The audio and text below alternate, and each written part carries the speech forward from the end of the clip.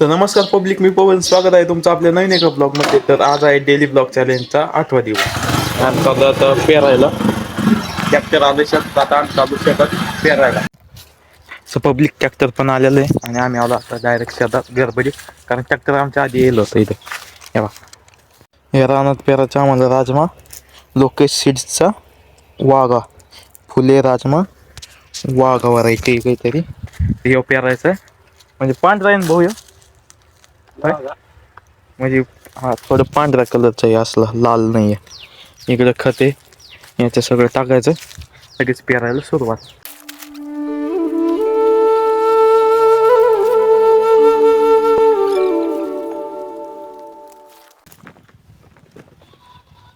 याच्यात मिक्स आहे भाऊ, मिक्स आहे लाल थोडे मिक्स आलेत पहा, लाल आणि पांढरा.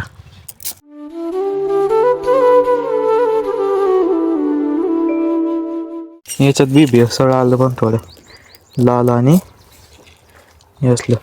हे कसं दाखिलेलं आहे असं नाही ते, त्याच्यावर पांढरं दाखवलेलं आहे.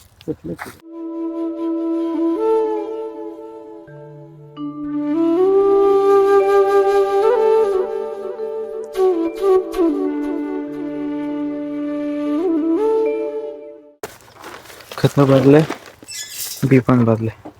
पब्लिक पेरायला सुरुवात झालेली आहे. राजमा पेरतोय आम्ही. चलो, खालच्या प्लॉट मध्ये चालू आहे बरं का पेरणं राजमा.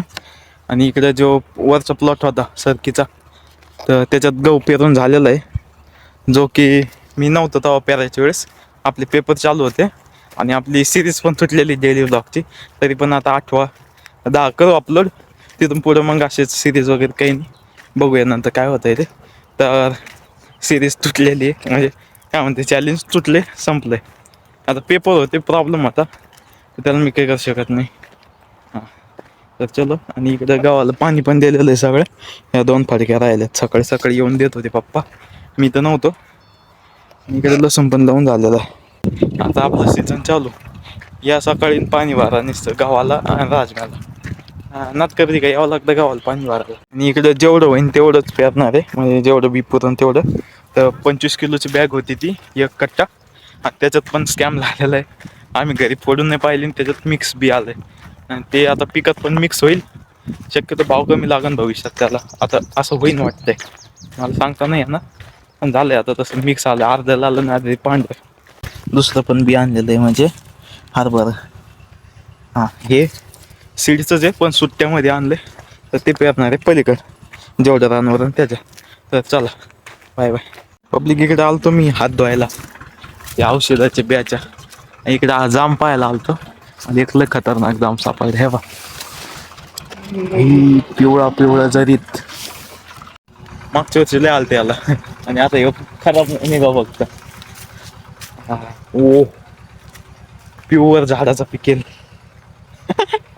नात करते काय पब्लिक. भाऊनी ट्रॅक्टर थांबिले. कशासाठी थांबिला त्यांनी चेक केलं आता, की किती दुरीवर पडतोय ते असं उकरून. काहीतरी वाटलं त्यांना कमी जास्त, खोलायला लावलं आता त्यांना, परत सेटिंग कर म्हणे. ते काही विषय नाही झालं. इथं फिरकी पडली ट्रॅक्टरची, अशी फिरकी पडली इथली. इकडे जुगाड लावून सेटिंग केलेली याची. उकरून पाहत होते पहा बी, त्याच्यामुळे मला वाटलं की त्यांचं हे झालं, पण त्याचीच फिरकी हरवली होती भाऊची. यंदा राजमा याच्यासाठी पेरलाय, गहूच पेरीत असतो आम्ही. गहू यंदा मागच्या वर्षी जास्त झालता, आणि यंदा पण आता खातवरता पेरला. गव्हाला भाव नाही, राजम्याला भाव असतो वाटतं, असतोच भाव. त्याच्यामुळं राजमा पेरला यंदा. विहिरीच पाणी पाकीट खाली केले आता. हां, राजमा काऊन पेरला होय? हो, सांगा ना काऊन पेरलं राजमा? काय भाव आहे राजम्याचा सांगा ना. हे चेकिंग चालू आहे भैया आमच्या इकडे.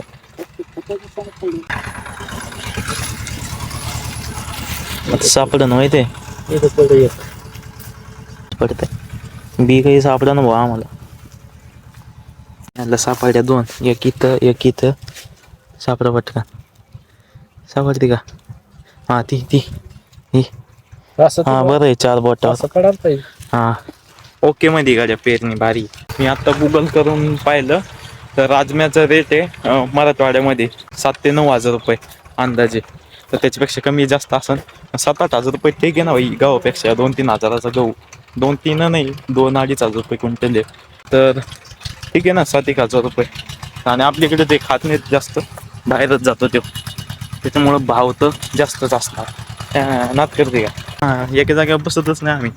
हे बा गहू पण उगला आमचं. किती दिवस झाले आज? हे बा हे बारीक बारीक दिसतोय का? खरं उगलाय बाबा हे ते तिथं. तिसऱ्याच दिवशी उगलाय म्हणजे पाणी देऊन 3रा दिवस आज. शनिवारी पेरलेलं आहे. शनिवारी पेरलं, रविवारी पाणी दिलं. आज मंगळवार म्हणजे शनिवार रविवार सोमवार मंगळवार 3-3, 3.5-4 दिवसात उगले. लसूण पण तराट उगलाय तराट. हे शुक्रवारी लावायचे ना? हे पा शुक्रवारी लावलेलं लसूण पण भारी उगला. दिसतोय का? दिसतोय हे पा भारी उगलाय. आणि याच्यात डुकरं खेळून गेले आईची कटकट. सरकी वगैरे काढून दुबार पीक घ्यायचं. कारण कसं आहे आमच्याकडे सध्या तर पाणी आहे. पहिल्यांदा नव्हतं आम्ही करीत नव्हतो, सरकीच घ्यायचो.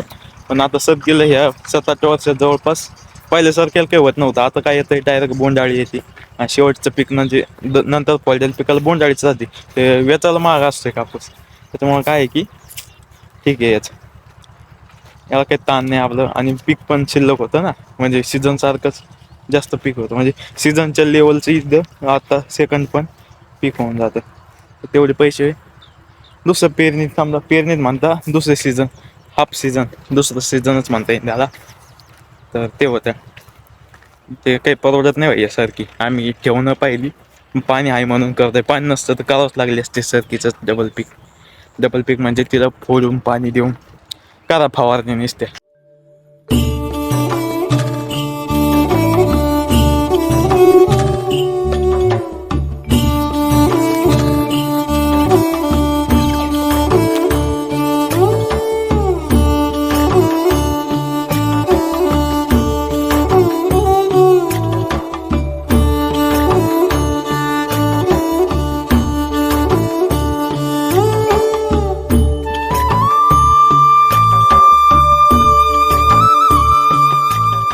पब्लिक अर्ध रान झालेलं आहे जवळपास.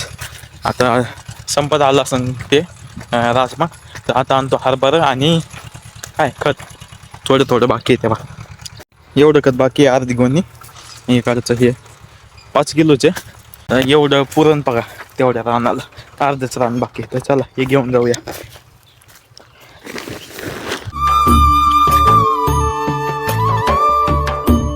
खताची रिफिलिंग केली आणि बी पण बरंचसं बाकी आहे. आता हे बी संपल्यावर मग पेरायचा इकडं हरभरा. अंदाजे त्या खोडपर्यंत जाईन म्हणते ते, तेवढं जाऊन 2.5 तास होतं. तिथून पुढं होईल हरभरा.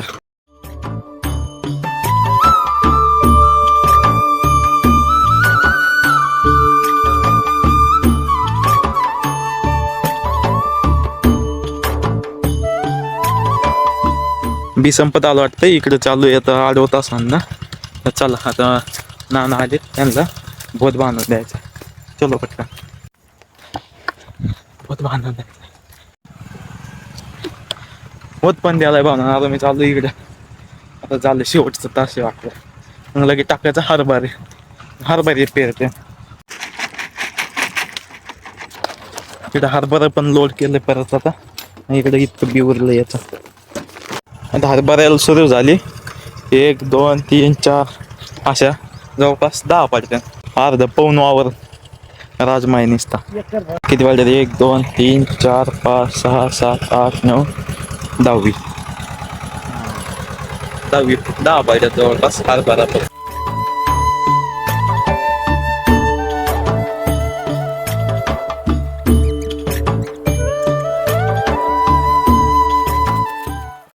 ट्रॅक्टर गेलेलं आहे आणि एवढं उरलेलं हे उरतच असतं जवळपास दरवेळेसच. कारण ते ट्रॅक्टर आहे, मशीन आहे, त्याला तेवढं कोटा लागतो. म्हणजे तेवढं सामान त्याच्यात बसलंच पाहिजे, म्हणजे अवेलेबल पाहिजे तरच ते पेरीन. संपल्यावर काय मग ते काय नुसतं तासच आणि मोकळं. हाताने पेरल्यावर कसं थोडंफार हिसाबातच असतं, म्हणजे अंदाजे आणलं तर चालतं. पण इथं थोडं शिल्लकच लागत. आहे का नाही भाऊ? ट्रॅक्टरला शिल्लकच लागतं. इकडं फडक्या मोजीत येते, डिस्टर्ब नाही करायचं. हां नात गर्दी आहे. तर पब्लिक ट्रॅक्टर वगैरे गेलेलं आहे आणि आता आम्हाला काम लागलं आहे एक. आता सकाळी द्यायचं याला पाणी आणि रातची लाईट त्याच्यामुळे सकाळी यावं लागतं. तर आता सकाळची थोडीफार तयारी चालू आहे. इकडं चालू आहेत थोडे हे वाफे वाटतात ते, कारण हे जे 2.5 तास आणलेले आहेत ना, 2.5 तास तर याला सरळ करणं चालू आहे. तर आता मला पण काम आहे. मला एक दांड वाढायचं आहे या साईडनी त्या साईडपर्यंत पाणी जाण्यासाठी. तर हे ओढते ते हे, तर मी ओढतो आता दांड. तर माझ्याकडं हे अरे हे आपल्याकडे. तर चलो दांड ओढूया.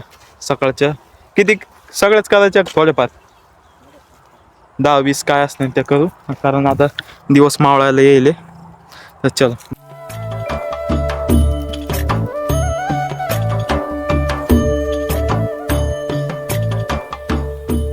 ठीक आहे पा, इथं उसास आहे आणि असा दांड केलेला आहे.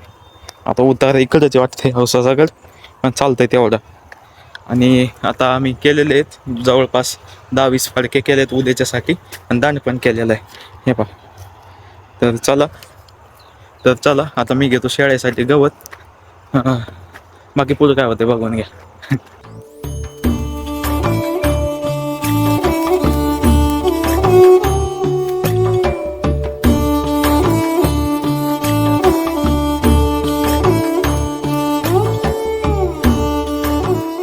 पब्लिक एवढं गवत घेतलेलं आहे आणि आमचं छोटं गवत संपेल आहे. तर आता गवत घेतलेलं आहे, आता जातो आम्ही घरी. तर आजचा ब्लॉग कसा वाटला कमेंट्समध्ये सांगा. दुपारी पेपर झाले, आज डायरेक्ट आलतो शेतात. 5-6 दिवस यायला जमलं नाही, तर आपलं चॅलेंज इथं स्टॉप झालं. तर आजचा ब्लॉग 8वा इथं संपतो. तर भेटूया पुढच्या 9व्या ब्लॉगमध्ये. तोपर्यंत आपल्या चॅनलला सबस्क्राईब करून टाका. Bye bye.